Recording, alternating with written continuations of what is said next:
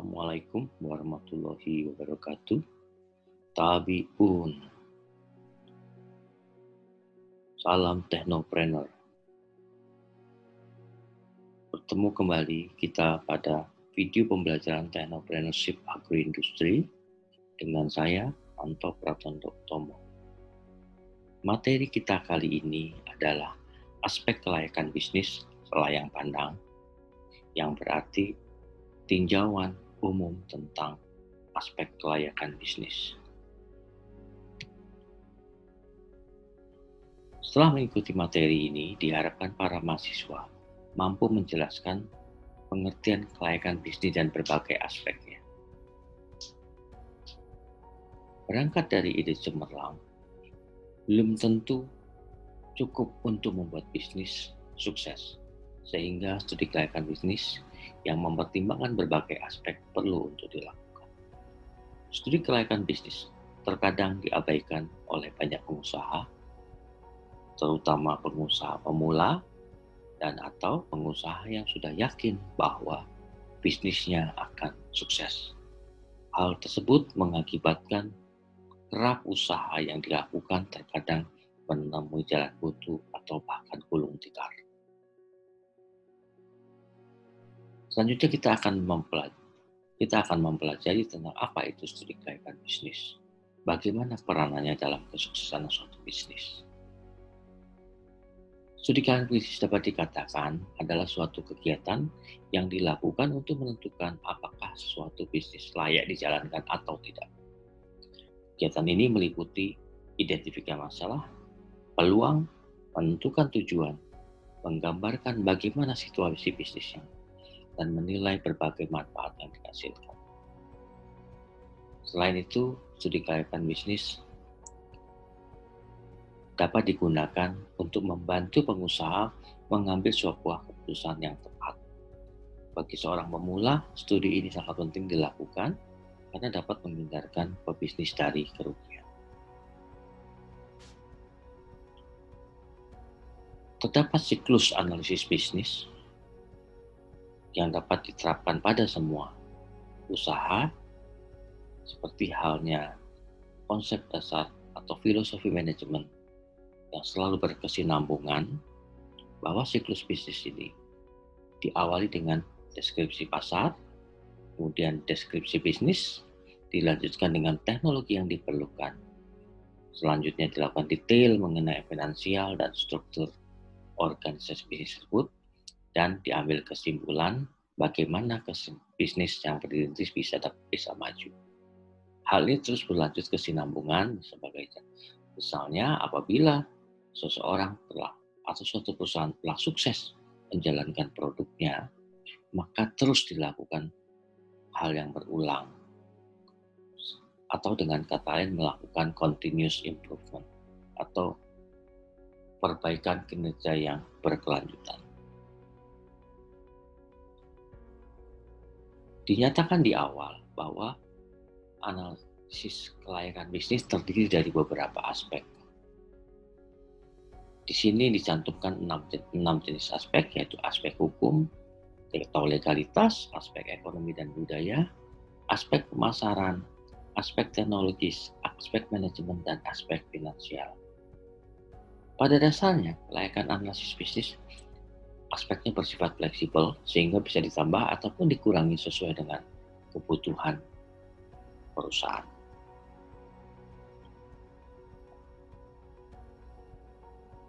Adapun tujuan dari studi kelayakan bisnis adalah untuk mengukur apakah sebuah bisnis berpeluang memiliki kelanjutan atau akan berhenti pada titik waktu tertentu. Dan sebagai petunjuk dalam langkah berikut sehingga dapat mengetahui terlebih dahulu apakah bisnis yang didirikan ke depannya dapat berlanjut atau tidak, sehingga membantu pebisnis dalam mengambil keputusan. Kita meninjau aspek yang pertama, yaitu aspek pemasaran. Aspek pemasaran merupakan aspek pertama dalam kajian penyusunan studi kelayakan. Mengapa? Karena pada dasarnya apa yang kita hasilkan adalah suatu produk dan atau jasa para pengusaha atau pebisnis harus melihat peluang atau itu bisnis atau usaha dapat ditangkap oleh pasar atau tidak, memiliki market space, market share yang cukup atau tidak, sehingga produk yang dijual mampu diserap oleh pasar. Berdasarkan fakta di lapang, tidak sedikit investasi atau usaha yang mengalami kondisi baru mulai tutup, yang diakibatkan oleh minimnya informasi mengenai kondisi pasar yang dituju. Pasar merupakan suatu hal yang sangat kompleks karena terdapat beberapa hal antara lain peluang dan ancaman, kebutuhan dan harapan, ada konsumen, ada pesaing, ada kuantitas, ada kualitas, daya beli, dan kemudahan serta parameter lainnya. Jadi cukup atau bahkan dikatakan kompleks mengenai pasar ini. Hal-hal yang harus dikaji pada aspek pemasaran adalah mengenali kondisi pasar beserta karakteristiknya, mengenal permintaan konsumen, mengenal penawaran produk sejenis maupun substitusinya, agar kita awas atau aware bahwa ada produk sejenis dan atau substitusinya, kemudian mengukur daya beli sebagai dasar menentukan harga. Hal ini agar dapat mengetahui apakah konsumen bisa membeli produk dan atau jasa kita. Kemudian menyusun program pemasaran strateginya, serta menyusun ramalan penjualan termasuk market space dan market share-nya. Selanjutnya kita beralih ke aspek teknologi. Kajian dari aspek pasar diharapkan didapatkan informasi tentang produk yang dibutuhkan. Kajian aspek teknis dan teknologi akan berusaha mewujudkan produk yang dibutuhkan dan diharapkan pasar dengan kebutuhan dan harapan yang tidak terbatas pada corak dan preferensi saja. Lebih dari itu menyangkut kuantitas dan kualitas. Analisis teknologi akan dilakukan untuk menilai seluruh tampilan produk yang akan dibangun. Analisis ini juga untuk menentukan daya tarik ide suatu produk bagi calon pelanggan.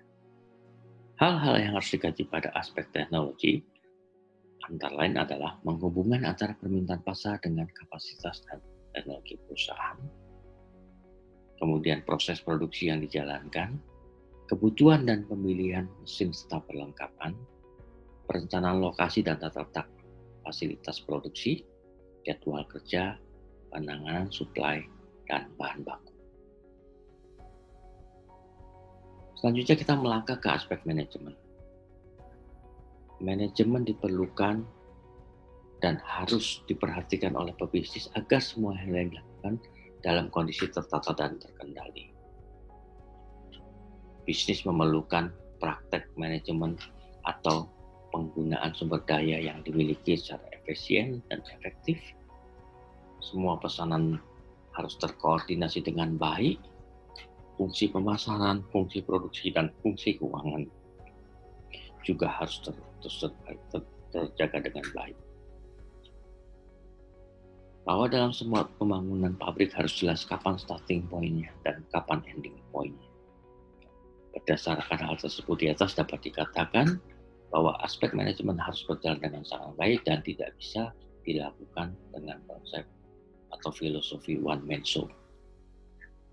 Hal-hal yang harus dikaji pada aspek manajemen antara lain adalah apakah bisnis yang akan dijalankan memiliki cukup keahlian manajemen, kompetensi organisasi, dan sumber daya untuk melanjutkan bisnis secara sukses. Apakah memiliki kecepatan manajemen berupa self-assessment dalam mengevaluasi kecakapan dan kemampuan tim manajemen. Jadi harus transparan dan terukur, tidak ada like and dislike. Penilaian bersifat rinci dan entrepreneur harus mampu menilai diri sendiri. Berarti menunjukkan perlunya kedewasaan dalam penilaian.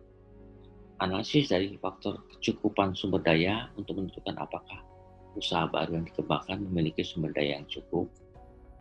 Jangan sampai nanti di tengah jalan kita kekurangan sumber daya, baik manusia, bahan baku, dan lainnya. Selanjutnya adalah aspek finansial. Permasalahan klasik dalam menjalankan sukses bisnis selain kesulitan dalam hal pemasaran adalah sulit dalam aspek permodalan. Banyak pelaku mengeluhkan tingginya suku bunga pinjaman apabila menggunakan dana pinjaman dari pihak ketiga. Hal yang harus dikaji pada aspek finansial adalah kebutuhan dan sumber dana investasi. Diilustrasikan apabila kita tidak mempunyai dana yang cukup, harus dipertimbangkan dengan baik apabila kita membutuhkan bantuan dana dari pihak ketiga. Apabila dana pihak ketiga didapatkan, harus dipertimbangkan juga tentang angsuran pinjamannya. Kemudian harus dicermati proyeksi penjualan dan biaya termasuk break-even point, analisis capital budgeting sebagai dasar penilaian, dan penyusunan laporan keuangan beserta analisisnya. Aspek lainnya adalah aspek hukum atau legalitas. Penilaian aspek hukum sangat penting karena sebelum usaha tersebut dimulai, segala prosedur berkaitan dengan izin dan persyaratan harus dipenuhi terlebih dahulu. Bagi penilai studi kelayakan bisnis, dokumen yang perlu teliti keabsahan, kesempurnaan, dan keasliannya meliputi badan hukum, perizinan, sertifikat tanah, maupun dokumen pendukung lainnya.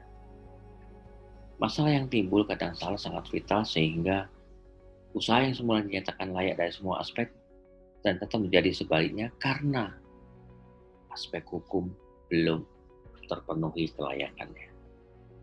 Hal-hal yang harus dikaji pada aspek hukum atau legalitas adalah menganalisis legalitas atas usaha yang dilakukan, menganalisis ketepatan bentuk hukum usaha dengan bisnis yang akan dilakukan, menganalisis kemampuan bisnis yang akan diusulkan dalam memenuhi persyaratan perizinan, serta menganalisis jaminan-jaminan yang tersedia apabila bisnis akan dibiayai dengan pinjaman.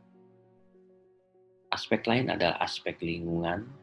Lingkungan bisnis terdiri dari dua, lingkungan industri dan lingkungan sebenarnya.